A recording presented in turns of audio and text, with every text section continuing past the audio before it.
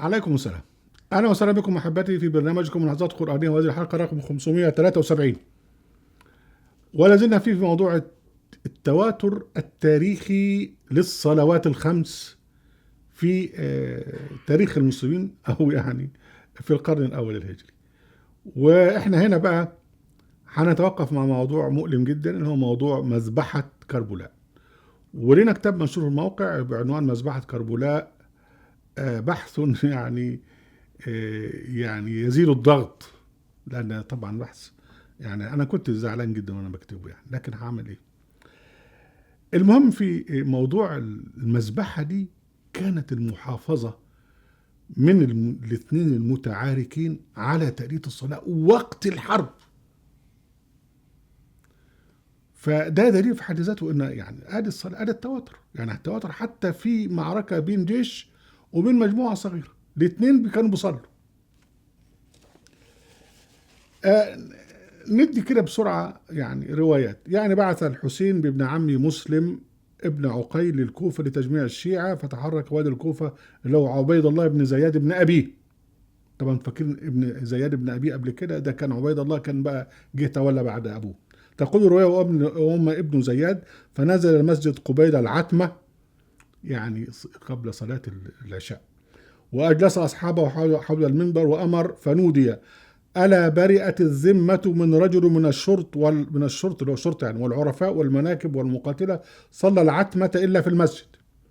يعني أي واحد ما يصليش معانا بقى العشاء يبقى يعني برئت منه الذمة، يعني يقتل.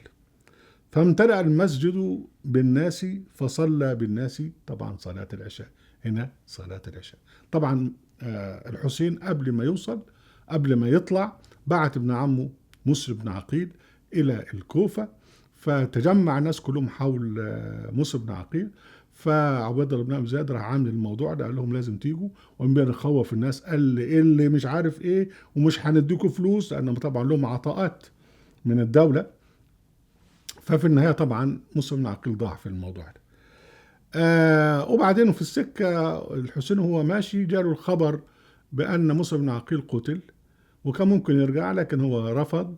يعني احنا ناقشنا الموضوع ده وقلنا ان الحسين مسؤول عن هذه المذبحة، يعني هو اللي عمل عملية انتحارية يعني. المهم ابن زياد أرسل جيشا لمنع الحسين من دخول العراق. يقود هذا الجيش واحد اسمه الحر التميمي، ليمنع الحسين من الاتجاه نحو الكوفة. وتلقى جيش الحر مع جماعة الحسين. تقول الرواية: وجاء القوم وهم 1000 فارس مع الحر بن يزيد التميمي ثم اليربوعي، فوقفوا مقابل الحسين وأصحابه في نحر الظهيرة، يعني وقت الظهر. فلم يزل موافقا للحسين، يعني وقف قصاده مش بحرب، بس هو عايز يمنعه، حتى حضرت صلاة الظهر، حط تحتها خط. فأمر الحسين مؤذنه بالأذان، يأذن الصلاة، فأذن فسكت، وقال المؤذن: أقم، فأقام الصلاة، يعني الله. وقال الحسين الحر: أتريد أن تصلي أنت بأصحابك، تصلي الظهر بأصحابك؟ فقال: بل صلي أنت ونصلي بصلاتك، يعني نصلي أنت وهنصلي معك. فصلى بهم الحسين، صلى بالجيش بتاع الأمويين والمجموعة بتاعته. ثم دخل واجتمع عليه أصحابه، وانصرف الحر إلى مكانه، ثم صلى بهم الحسين. فلما كان وقت العصر أمر الحسين أن يتهيأوا للرحيل، يمشوا. ثم أنه خرج فأمر مناديه فنادى بالعصر، صلاة العصر، وقام فاستخدم الحسين فصلى بالقوم. هنا طبعا ذكر صلاة الظهر وصلاة العصر في قبل ما يخش في المعركة. طبعا بعد كده الحر بن يزيد التميمي ده انضم بنفسه إلى الحسين، لأنه كان راجل طيب جدا. وجه بقى عمر اسمه عبيد الله بن زياد، راح بعت جيش يقوده عمرو بن سعد بن أبي وقاص. وبعدين راح عمرو بن سعد بن أبي وقاص بالجيش بقى، وجاي عشان خاطر يقضي على الحسين. تقول هو: فلما صلى عمر بن سعد الغداة، يعني الصبح، يوم السبت، وكان ذلك اليوم، أو وقيل أنه كان يوم الجمعة، وكان ذلك اليوم يوم عاشوراء اللي اتقتل فيه الحسين، خرج في من معه من الناس. هنا بقى صلاة الغداة أي صلاة الفجر.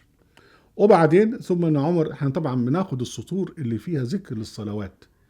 ثم أن عمر بن سعد نادى فقال يا خيل الله اركبي وأبشري، فركب في الناس ثم زحف نحوهم بعد صلاة العصر وحسين جالس أمام بيته محتبيا بسيفه. هنا صلاة العصر، يعني بعد صلاة العصر ابتدى الهجوم من عمر ابن سعد بن أبي وقاص. وبعدين بقى في أوقات أخرى بقى في صلاة الفجر تقول وعبأ الحسين أصحابه وصلى بهم صلاة الغداء اللي هي الفجر، وكان معه 32 فارسا و40 راجلا، ده كل الجيش بتاعه، وكان من ضمنهم طبعا الحر ابن يزيد التميمي الذي انضم إلى جيش أو إلى مجموعة الحسين. فهنا بقى صلاة الغداء اللي هي الفجر. ونكمل الرواية تقول إيه: ولما حضر وقت الصلاة قال أبو ثمامة الصائدي للحسين، واحد من أتباع الحسين: نفسي لنفسك الفداء، أرى هؤلاء قد اقتربوا منك، والله لا تقتل حتى أقتل دونك، في وقت المعركة يعني، وأحب أن ألقى ربي وقد صليت هذه الصلاة. فرفع الحسين رأسه وقال: ذكرت الصلاة، جعلك الله من المصلين الذاكرين، نعم هذا أول وقتها. ثم قال: سلوهم، اللي هو الجيش بقى اللي بيهجم عليهم، أن يكفوا عنا حتى نصلي، يعني يقفوا لغاية لما نصلي. ففعلوا. فقال لهم الحسين، واحد من الجيش بتاع عمرو بن سعد الأموي، الجيش الأموي يعني، إنها لا تقبل، صلاتكم ديت لا تقبل، بيقول للحسين والجماعة اللي معاه. فقال له حبيب بن مطهر: زعمت ألا تقبل الصلاة من آل رسول الله صلى الله عليه وسلم وتقبل منك أنت يا حمار؟ فحمى عليه الحسين وخرج إليه حبيب فضرب وجهه بالسيف فشب فسقط عن الحسين فاستنقذه أصحابه. من هنا في وقت المعارك الصلاة. وبعدين رواية تانية: ثم صلوا الظهر، صلى بهم الحسين صلاة الخوف وقت المعركة، ثم اقتتلوا بعد الظهر، بعد صلاة الظهر، فاشتد قتالهم، يعني هنا صلاة الظهر وقت الالتحام الحرب صلوها صلاة خوف. الرواية بعد كده: فلما أمسى حسين وأصحابه قاموا الليل كله يصلون ويستغفرون ويدعون ويتضرعون، يعني قيام الليل في الصلاة وفي الدعاء.